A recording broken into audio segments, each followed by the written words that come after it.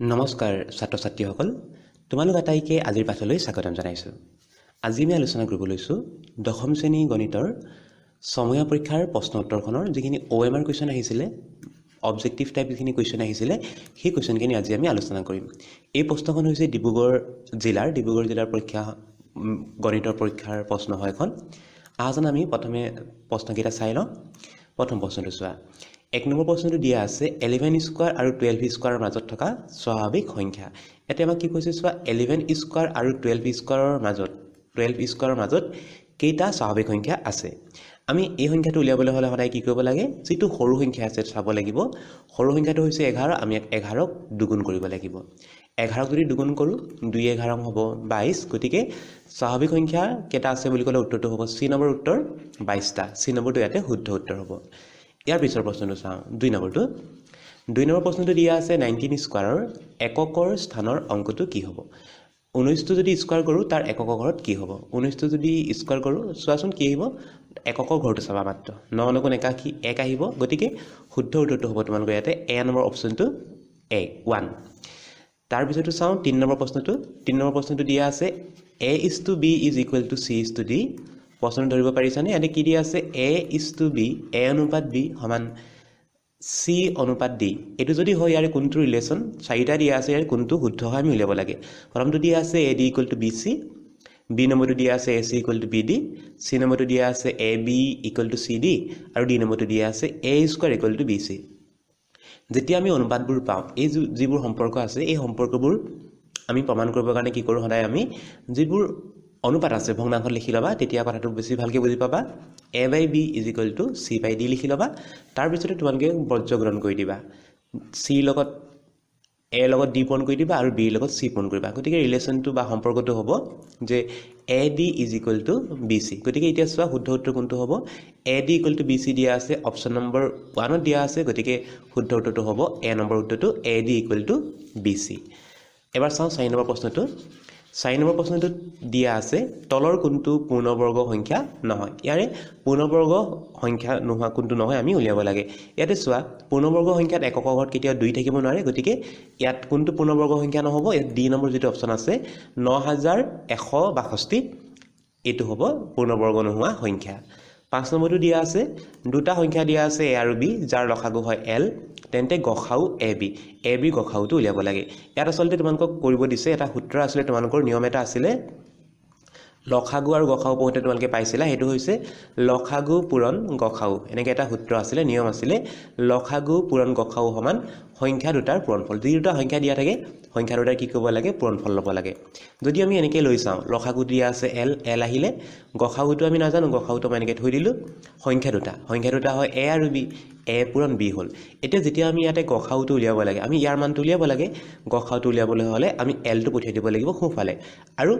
পূৰণত থকা এটা সোঁফালে গ'লে হৰণ হ'বগৈ বা তললৈ যাব। গতিকে আমি পামগৈ A × B / L। উত্তৰটো চোৱাচোন কোনটো হ'ব। ইয়াত শুদ্ধ উত্তৰটো হ'ব অপশ্যন নম্বৰ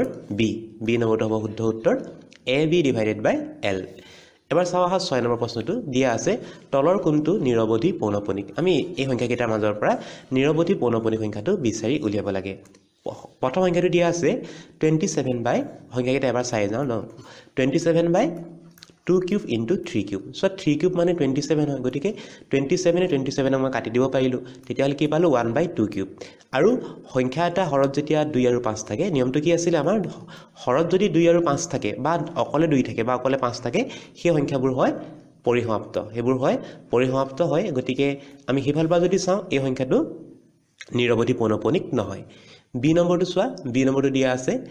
304 / 6। ইয়াতে এই সংখ্যাটোৱে হ'ব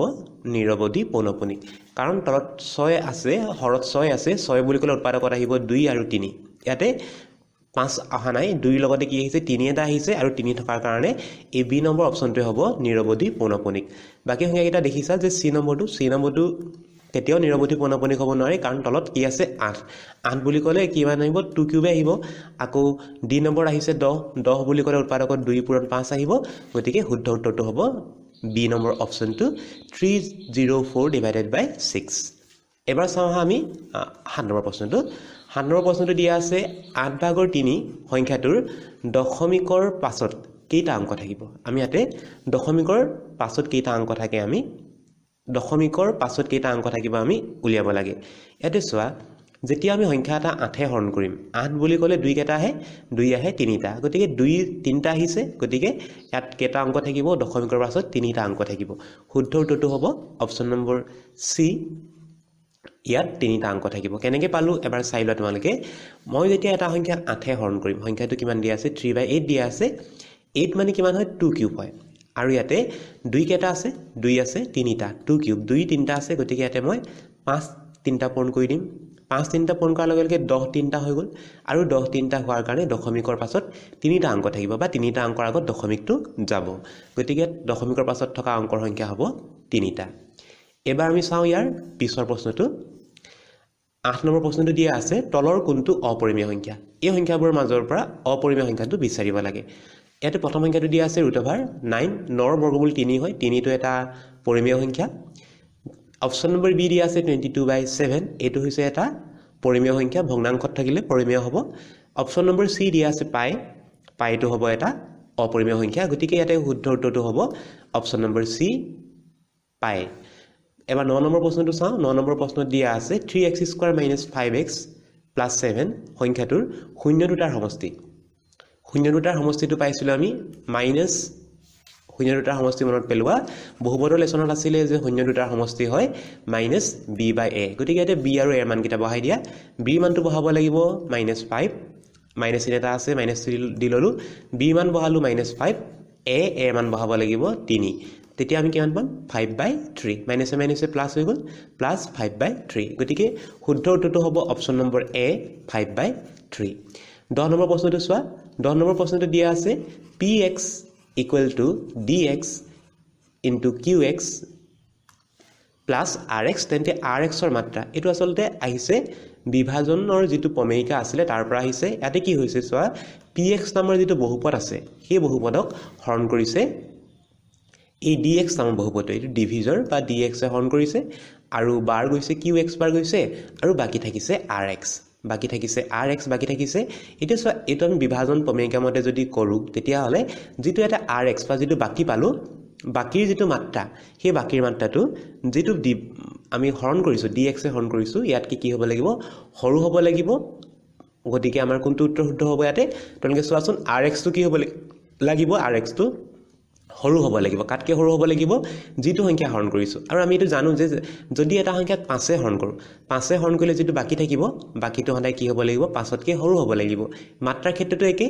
rx ৰ যেটো মাত্ৰা সেই rx ৰ মাত্ৰাটো যেটোৱে ডিভাইড কৰিছো বা যেটোৱে হৰণ কৰিছো বহুপদ dx তাতকৈ হৰু হ'ব লাগিব শুদ্ধ উত্তৰ কোনটো হ'ব চোৱাচোন তোমালোকৰ শুদ্ধ উত্তৰটো হ'ব এ নম্বৰ অপচনটো rx < dx গতিকে শুদ্ধ উত্তৰ হ'ব এ নম্বৰ অপচন rx < dx এবাৰ আমি চাওঁ 11 নম্বৰ প্ৰশ্নটো 11 নম্বৰ প্ৰশ্নটো দিয়া আছে ax² + bx + cx - d শূন্য কেইটাৰ যদি আলফা বিটা গামা তেন্তে আলফা * বিটা * গামাৰ মানটো কি হ'ব আমি কি কৰিব লাগে ইয়াতে আলফা বিটা গামা ইয়াতে কি কৈছে চোৱা এইটা শূন্য হয় এই যেটো ত্ৰিঘাত বহুপদ দিয়া আছে ত্ৰিঘাত ঘাত 3 হয় গতিকে ই কি দিব আমাক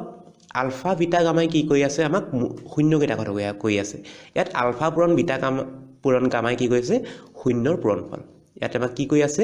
আলফা * বিটা * গামাই শূন্যৰ পূৰণফল শূন্যৰ পূৰণফল হদাই হেখৰ যেটো পদ থাকে সেই পদটোৱে দিয়ে একেবাৰে হেকত কি আছে চোৱা ডি আছে গতিকে আমাক দিব ডি অপচনটোৱে আৰু আমি পূৰণফলটো কি পাম পূৰণফলটো হ'ব -d/a হয় -d/a গতিকে ইয়াতে আমি মানকেইটা বহাই দিও সোৱা d মানটো কি দিয়া আছে d বুলি দিয়া আছে কিন্তু আগত এটা মাইনাস চিন দিয়া আছে গতিকে মাইনাস দি বহাম আৰু a এৰ ঠাইত a দিয়া আছে আৰু ইয়াতে কি হ'ব সোৱা মাইনাসে কাট খাই যাব তেতিয়া কি পাবা d/a গতিকে শুদ্ধ উত্তৰটো হ'ব d/a বি নম্বৰ অপচনটো হ'ব আমাৰ শুদ্ধ উত্তৰ আকবাৰ চাই লোৱা আমি শূন্যবোৰৰ গুণফলটো হদাই হেখৰ যেটো পদ আছে সেই পদটোৱে দিব ইয়াতে a b c d একেবাৰে হেখত ধ্ৰুবৰ পদটো আছে d গতিকে আমাক শূন্য কেইটাৰ পূৰণফলটো দিব -d/a ৰে আৰু ইয়াতে আমি d/a ৰ মানকেইটা বহাই দিলো d ভ্যালু দিয়া আছে -d বহালো আৰু a মানটো a দিয়া আছে আৰু বহাই দিয়াৰ লগে লগে আমি শূন্যৰ পূৰণফল পালো d/a আৰু b নম্বৰ উত্তৰটো হ'ব শুদ্ধ এবাৰ চাওঁ 12 নম্বৰ প্ৰশ্নটো 12 নম্বৰ প্ৰশ্নটো দিয়া আছে দুটা অংকযুক্ত সংখ্যা এটাৰ একক স্থানীয় অংকটো দশক স্থানীয় অংক x তকৈ 1 বেছি এটা আমাক এটা সংখ্যা দিয়া আছে সংখ্যাটো দুটা অংক আছে এটা হৈছে এককৰ স্থানৰ অংক এটা হৈছে দশকৰ স্থানৰ অংক আৰু প্ৰশ্নটোত আমাক কৈ দিছে যে দশকৰ স্থানত থকা অংকটো হৈছে x দশকৰ স্থানত কি আছে তেতিয়া হলে x আছে আৰু এককত কি আছে চোৱা এককৰ যেটো অংক আছে হেতু দশকতকে এক এটা বেছি হয় গতিকে এক এটা বহাই লোৱা x + 1 হ'ব আৰু এতিয়া আমাক সুধিছে যে সংখ্যাটো কি হ'ব সংখ্যাটো জানিবৰ কাৰণে দশকৰ সংখ্যাটোৰ লগত আমি 10 পূৰণ কৰিব লাগে আৰু এককৰ লগত 1 পূৰণ কৰিব লাগে দশকৰ অংকটোৰ লগত যদি 10 পূৰণ কৰো তেতিয়া হ'ব 10x প্লাস এককৰটোৰ লগত যদি 1 পূৰণ কৰো x + 1 ৰ লগত যদি 1 পূৰণ কৰো তেতিয়া হলে হ'ব x + 1 এতিয়া যোগ কৰো 10x ৰ লগত x যোগ কৰিলে হ'ব 11x + 1 গতিকে সংখ্যাটো হ'ব 11x + 1 শুদ্ধ উত্তৰ কোনটো হ'ব শুদ্ধ উত্তৰটো হ'ব অপচন নম্বৰ সি 11x + 1 এবাৰ চাও আমি 13 নম্বৰ প্ৰশ্নটো তলৰ কোনটো শৰ্ত সাপেক্ষে ax² + bx + c = 0 এটা ৰৈখিক সমীকৰণ হ'ব আমাক এটা দ্বিঘাত বহুপদ দিয়া দ্বিঘাত সমীকৰণ এটা দিয়া আছে আৰু এটো কি হ'ব লাগে এটা ৰৈখিক হ'ব লাগে ৰৈখিক সমীকৰণত কি হ'ব ৰৈখিক সমীকৰণৰ ঘাতটো হ'ব লাগে 1 হ'ব লাগে x ৰ যেটো ঘাত আছে হেতু 1 হ'ব লাগে কেনেকৈ 1 হ'ব চোৱাচোন এতে চোৱা আমাক দিয়া আছে যে ax² + bx + c = 0 আমাৰ কি হ'ব লাগে x ত 1 থাকিব লাগে তাৰ মানে আমাৰ এই পদটোৰে আৰম্ভ হ'ব লাগে আৰু এই পদটোৰে যদি আৰম্ভ হ'বলৈ হয় আমি এই পদটো কি কৰিব লাগিব 0 কৰিব লাগিব আৰু এই পদটো শূন্য কৰিব পৰা এটাই শৰ্ত আছে হেতু হৈছে a ৰ ভ্যালুটো বা a ৰ মানটো আমি শূন্য কৰিব লাগিব কোনটো উত্তৰ শুদ্ধ হ'ব তেতিয়া হলে ইয়াতে শুদ্ধ উত্তৰটো হ'ব অপচন নম্বৰ a = 0 এবাৰ চাও আমি 4 নম্বৰ প্ৰশ্নটো 14 নম্বৰ প্ৰশ্ন তলৰ কোনটো শৰ্ত সাপেক্ষে ax² + bx + c = 0 কোনো বাস্তৱ মূল নাই এই দ্বিঘাত সমীকৰণটোৰ কোনো বাস্তৱ মূল থাকিব নালাগে ইয়াত আমি ভেদ নিৰূপকত কৰিব লাগিব ভেদ নিৰূপকটো আছিল যে b² - 4ac আৰু এই ভেদ নিৰূপকৰ মানটো সদায় কি হ'ব লাগে শূন্যতকৈ ডাঙৰ হলে আমি তাৰ বাস্তৱ মূল পাওঁ যদি শূন্যতকৈ সৰু হৈ যায় তেতিয়া হলে ইয়াৰ কোনো বাস্তৱ মূল নাথাকিব গতিকে শৰ্ত কোনটো হ'ব b² - 4ac <= 0 গতিকে শুদ্ধ উত্তৰ হ'ব option number B b² - 4ac <= 0 এবাৰ আমি চাওঁ 15 নম্বৰ প্ৰশ্নটো 15 নম্বৰ প্ৰশ্নটো দিয়া আছে px² + qx + r = 0 মূল দুটা সমান ইয়াৰ চোৱা কি হয় মূল দুটা সমান হলে কোনটো শৰ্ত মানি চলিব ইয়াতে আমাৰ চোৱা এটো দ্বিঘাত সমীকৰণৰ আৰ্হিত আছে সমীকৰণটো দিয়া আছে px² + qx + r = 0 আমি এটো ভেদ নিৰূপকত কৰো ভেদ নিৰূপকে কি দিছিল আমাক যে b² - 4ac = যদি 0 হয় মূল দুটা সমান হ'ব গতিকে ইয়াত যদি আমি মান বহাই দিও b মান বহাব লাগিব q² হ'ব -4a ঠাইত বহাব লাগিব p আৰু c ঠাইত বহাব লাগিব r = 0 এইকেইটা পূৰণ কৰিবা আৰু লৈ যাবা তোমালকে হুফালে তেতিয়া হলে হ'ব q² = 4pr গতিকে শুদ্ধ উত্তৰটো হ'ব অপচন নম্বৰ কোনটোত আছে চোৱা অপচন নম্বৰ বি এতে দিয়া আছে q² = 4pr গতিকে শুদ্ধ উত্তৰ হ'ব অপচন নম্বৰ বি আমি ইয়াতে কি কৰিব লাগে ভেদ নিৰূপকত a b c মানকেইটা বহাই দিব লাগে শূন্যবোৰ কেতিয়া সমান হ'ব শূন্য দুটা বা মূল দুটা সমান হোৱাৰ চৰ্তটো আছিল যে b² - 4ac = 0 হ'ব লাগে এবাৰ আমি চাওঁ আহা 16 নম্বৰ প্ৰশ্নটো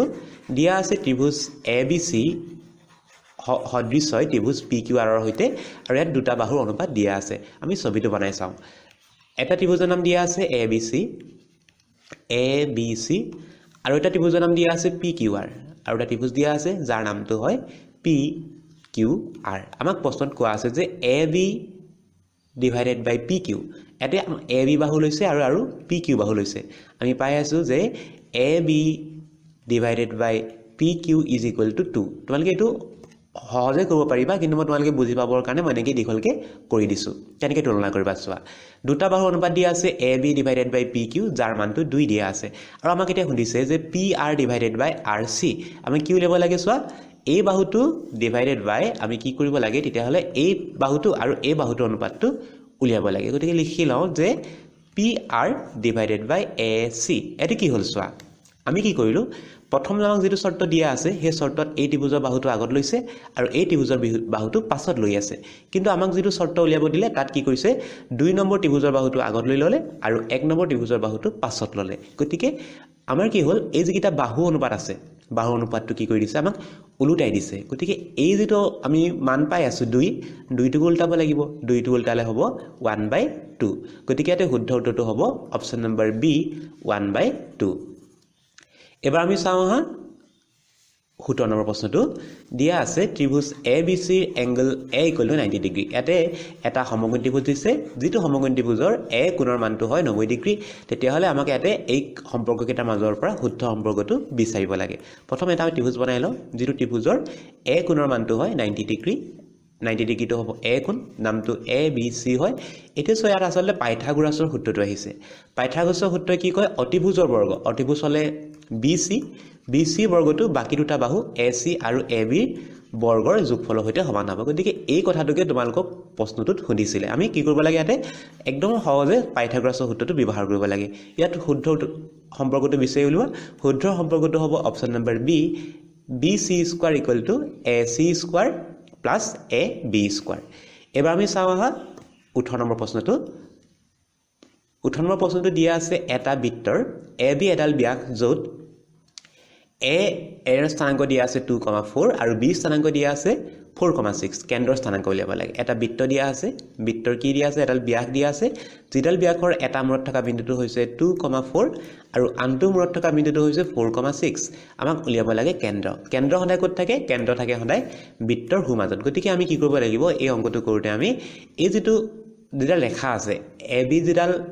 ব্যাস দিয়া আছে ইয়াৰ মধ্যবিন্দু উলিয়াব লাগে গতিকে মধ্যবিন্দুৰ কথাটো ইয়াতে আমাক সুধিছে প্ৰত্যক্ষভাৱে কি সুধিছে আমাক ইয়াতে মধ্যবিন্দুটো উলিয়াব লাগে মধ্যবিন্দু উলিয়াবৰ কাৰণে কি আছিল আমাৰ x ৰ ভ্যালু কিটা যোগ কৰি হৰণ কৰি দিবা x ৰ ভ্যালু 2 + 4 / 2 কৰিবা আৰু y ৰ ভ্যালু কিটা যোগ কৰিবা 4 + 6 / 2 কৰি দিবা x ৰ স্থানত কি পাম তেতিয়া হলে 2 * 4 = 6 6 ক 2 এ হৰণ কৰিলে হ'ব 3 আৰু y ত পাম আমি 6 * 4 = 10 10 ক 2 এ হৰণ কৰিলে হ'ব 10 ক 2 এ হৰণ কৰিলে হ'ব 5 গতিকে হ'ব 3,5 গতিকে শুদ্ধ উত্তৰটো হ'ব 3,5 যেটো দিয়া আছে অপচন নম্বৰ C গতিকে শুদ্ধ উত্তৰটো হ'ব অপচন নম্বৰ C 3,5 এবাৰ চাওঁ হা আমি পিছৰ প্ৰশ্নটো যাওঁ 19 নম্বৰটো দিয়া আছে ত্ৰিভুজ PQR ৰ এংগল P ৰ মানটো দিয়া আছে Q এটা ত্ৰিভুজ দিয়া আছে যেটো ত্ৰিভুজৰ নামটো হয় PQR যতে P ৰ মানটো দিয়া আছে 90 ডিগ্ৰী PQR আমি লিখি লওঁ তেতিয়া হলে কি বিচাৰিছে আমাক sin P ৰ মানটো উলিয়াব লাগে গতিকে এটো একদমে সহজকে আমাক sin R ৰ মানটো উলিয়াব লাগে এই R কোণৰ কাৰণে আমাক কি কৰিব লাগে sin ৰ মানটো উলিয়াব লাগে sin R আমি উলিয়াও sin R টো কি হ'ব sin R টো হ'ব P/h কৰিব লাগে ইয়াতে P আৰু h ৰ মানটো বহাই দিবা R বাহুটোৰ কাৰণে P ৰ মানটো হ'ব PQ আৰু h ৰ মানটো হ'ব 90 ডিগ্ৰী কোণৰ সন্মুখত থকা বাহু যেটো মান হয় RQ গতিকে শুদ্ধ উত্তৰটো হ'ব তোমালোকৰ PQ / RQ শুদ্ধ উত্তৰটো বিচাৰিছা ক'ত আছে PQ / RQ PQ / RQ আছে অপচন নম্বৰ 1 ত গতিকে শুদ্ধ উত্তৰটো হ'ব অপচন নম্বৰ A এবাৰ চাওঁ আমি 20 নম্বৰ প্ৰশ্নটো এটি দিয়া আছে যদি x,4 বিন্দুটো এটা বৃত্তত অৱস্থিত যাৰ ব্যাসাৰ্ধ হয় 5 আৰু কেন্দ্ৰটো মূল বিন্দুত অৱস্থিত তেন্তে x ৰ মানটো উলিয়াব লাগে এটা কি কোৱা আছে চোৱা এটা বৃত্ত দিয়া আছে যেটো বৃত্তৰ কেন্দ্ৰত কি আছে কেন্দ্ৰটো আছে একে মূল বিন্দু 0 0 বিন্দুত আছে আৰু এটা বৃত্ত আৰু বৃত্তটোত কি দিয়া আছে এটা বিন্দু দিয়া আছে যেটো বিন্দু আমাক দিয়া আছে হেতু বিন্দু হৈছে x,4 ধৰা এটা বিন্দু দিয়া আছে যাৰ মানটো হয় x,4 আৰু আমাক ইয়াতে কৈ দিলে যে বৃত্তটোৰ ব্যাসাৰ্ধটো হয় 5 সেন্টিমিটাৰ বৃত্তটোৰ ব্যাসাৰ্ধ হয় 5 সেন্টিমিটাৰ গতিকে ইয়াৰ পৰা ইয়ালে যদি আমি দূৰত্বটো চাওঁ তেতিয়া আমি পাম 5 গতিকে কি কৰিব ইয়াতে দূৰত্বৰ সূত্ৰ ব্যৱহাৰ কৰিব লাগিব মূল বিন্দু আৰু যেটো আমাৰ বিন্দু দিয়া আছে সেই বিন্দুটোলৈ দূৰত্বটো হ'ব 5 একক হ'ব কিয় হ'ব এটো হৈছে কেন্দ্ৰ এটো হৈছে বৃত্তটোৰ পৰিধি গতিকে এইটো যদি সংযোগ কৰো ইয়াৰ মানটো হ'ব 5 একক গতিকে আমি দূৰত্বৰ সূত্ৰত কৰো দূৰত্বৰ সূত্ৰটো কেনেকৈ পাইছিলো আমি √0 - x² যদি কৰো গতিকে x² বুলি লিখি থওঁ আমি কি কৰিব লাগে 0 ৰ পৰা x বিক কৰিলে তো x এ থাকিব গতিকে আমি লিখো x² প্লাস আকৌ y কিটা চোৱা 0 ৰ পৰা 4 বিক কৰিলে হ'ব 4² গতিকে 4² = 5 হ'ব এতিয়া আমি বৰ্গ কৰি দিও আৰু এফালে বৰ্গটো বৰ্গমূলৰ চিহ্নটো আঁতৰাবৰ কাৰণে এফালে স্কয়াৰ কৰিবা এফালে 5 ক স্কয়াৰ কৰি দিবা আৰু স্কয়াৰ কৰি দিয়াৰ লগে লগে এফালে বৰ্গমূলৰ চিহ্নটো আঁতৰি যাব তেতিয়া স্কয়াৰ কৰো আমি x² = 5 ক স্কয়াৰ কৰিলে হ'ব 25 আৰু 14 ক স্কয়াৰ কৰিলে হ'ব 16 আৰু 4 ক স্কয়াৰ কৰিলে 16 হ'ব আৰু লৈ যাওঁ সোঁফালে বিয়োগ কৰো 25 ৰ পৰা 16 গলে থাকিব 9 গতিকে x² = 9 হ'ব আৰু ইয়াৰ পৰা x সমান উলিয়ালে 9 ৰ বৰ্গমূল ল'ব লাগিব 9 ৰ বৰ্গমূল যদি লোৱা 9 ৰ বৰ্গমূল হ'ব 3 গতিকে +3 বা -3 হ'ব ইয়াৰ শুদ্ধ উত্তৰ গতিকে শুদ্ধ উত্তৰটো হ'ব option number B plus minus 3 এবাৰ আমি চাওঁ আহা তাৰ পিছৰ অংকটো আমি চাব লাগে এবাৰ 21 নম্বৰ অংকটো ইয়াতে দিয়া আছে sin cos দিয়া আছে 90 ডিগ্ৰী মাইনাছ a মান দিয়া আছে মানটো কি হ'ব শুনিছে এটো আমাৰ পূৰকগুণত আহিব cos 90 ডিগ্ৰী মাইনাছ a মানটো হ'ব sin a গতিকে এটো আমাৰ কি হৈছে একদম সূত্ৰতে দিয়া আছে এটো নিয়মেই হয় যে cos 90 ডিগ্ৰী মাইনাছ a কৰিলে আমি sin a পাওঁ এবাৰ চাওঁ 22 নম্বৰ অংকটো দিয়া আছে যদি √3 tan theta is equal to 1 হয় তেন্তে থিটাৰ মানটো কি হ'ব এটা আমি কি দিছে এবাৰ চাই লও এটা আমি থিটাৰ মানটো উলিয়াব লাগে √3 tan theta is equal to 1 ইয়াৰ পৰা থিটাৰ মানটো উলিয়াব লাগে গতিকে এনেকৈ কৈ দিয়া যে tan theta equal to 1/√3 থিটাৰ মানটো বা কোণৰ মানটো কিমান হ'লে tanৰ মানটো 1/√3 পাই আমি এটা থিটাৰ মানটো ল'ব লাগিব 30 ডিগ্ৰী গতিকে থিটাৰ মানটো কিমান হ'ব থিটাৰ মানটো হ'ব 30 ডিগ্ৰী শুদ্ধ উত্তৰ হ'ব অপচন নম্বৰ বি এবাৰ চাওঁ আমি 23 নম্বৰ অংকটো দিয়া আছে tan square 73 degree minus sec square 73 degree ইয়াৰ মানটো কি হ'ব ইয়াৰ মানটো এটো সূত্ৰত আছে ইয়াৰ মানটো হ'ব -1 গতিকে শুদ্ধ উত্তৰ হ'ব অপচন নম্বৰ এ -1 এবাৰ চাওঁ আমি 14 নম্বৰ অংকটো সমকোণী ত্ৰিভুজ PQR ৰ এংগল R ইকুৱেল টু দিয়া আছে 90 ডিগ্ৰী তেতিয়া হলে উলিয়াব লাগে cos p plus q মানটো ইয়াতে সোৱা প্ৰশ্নটো আমি ইয়াত কি ক'ব লাগে কোণৰ মান এটা উলিয়াব লাগে কিন্তু এটো প্ৰশ্নটো অকন তোমালোকক ভাবিবৰ কাৰণে দিছে আৰু একেবাৰে সহজে তোমালোকে উলিয়াব পাৰিবা সোৱা এটা কোণৰ মান দিয়া আছে যেটো কোণৰ মান r ৰ মানটো দিয়া আছে 90 ডিগ্ৰী তাৰ পিছতে সুধিছে আমি p আৰু q ৰ মানটো উলিয়াব লাগে এটো p আৰু q এটা সোৱা ত্ৰিভুজৰ যদি তিনিটা কোণ যোগ কৰো তিনিটা কোণ যোগ কৰিলে হ'ব 180 ডিগ্ৰী তাৰ পৰা তোমালোকে অতৰাই দিয়া 90 টো অতৰাই দিয়া 90 টো যদি তোমালোকে অতৰাই দিয়া তেতিয়া হলে তাৰ মানটো কিমান হ'ব 90 ডিগ্ৰী গতিকে আমাক যিটা কোণৰ কথা শুনিছে যে p আৰু q কোণৰ যোগফলৰ যেটো আমি উলিয়াব লাগে cosৰ মানটো গতিকে p আৰু q ৰ মানটো কিমান হ'ব 90 ডিগ্ৰী হ'ব গতিকে 90 ডিগ্ৰীত cosৰ মানটো উলিয়াবা cos 90 ডিগ্ৰী ভ্যালুটো সুধি আছে cos 90 ডিগ্ৰী ভ্যালুটো হয় 0 ডিগ্ৰী গতিকে শুদ্ধ উত্তৰটো হ'ব 0 এবাৰ আমি চাওঁ একেবাৰে শেষৰ অংকটো 15 নম্বৰ অংকটো দিয়া আছে যদি দুটা চলক বিশিষ্ট ৰৈখিক সমীকৰণৰ জোৰ এটা সংগত হয় তেন্তে ইহতে নিৰ্দেশ কৰা ৰেখাডাল কি হ'ব এক নম্বৰ দিছে কটাকটি কৰিব দুই নম্বৰ দিছে সমান্তৰাল হ'ব চি নম্বৰ দিছে সদায় মিলি যায় আৰু ডি নম্বৰ দিছে পৰস্পৰ কটাকটি কৰে বা মিলি যায় ইয়াত শুদ্ধ উত্তৰটো হ'ব পৰস্পৰ কটাকটি কৰে বা মিলি যায় এটো হৈছে ৰেখা এজোৰ সংগত হোৱাৰ শৰ্ত ছাত্ৰ ছাত্ৰীসকল আশা কৰিছো তোমালোকে এই ভিডিওটি চাই উপকৃত হ'ব পাৰিছা আৰু এনেকুৱা ধৰণৰ ভিডিওবোৰ পাই যাবলৈ আমাৰ চেনেলটি সাবস্ক্ৰাইব কৰি থবা ধন্যবাদ পুনৰ লগ পাম বুলি আশা ৰাখিলো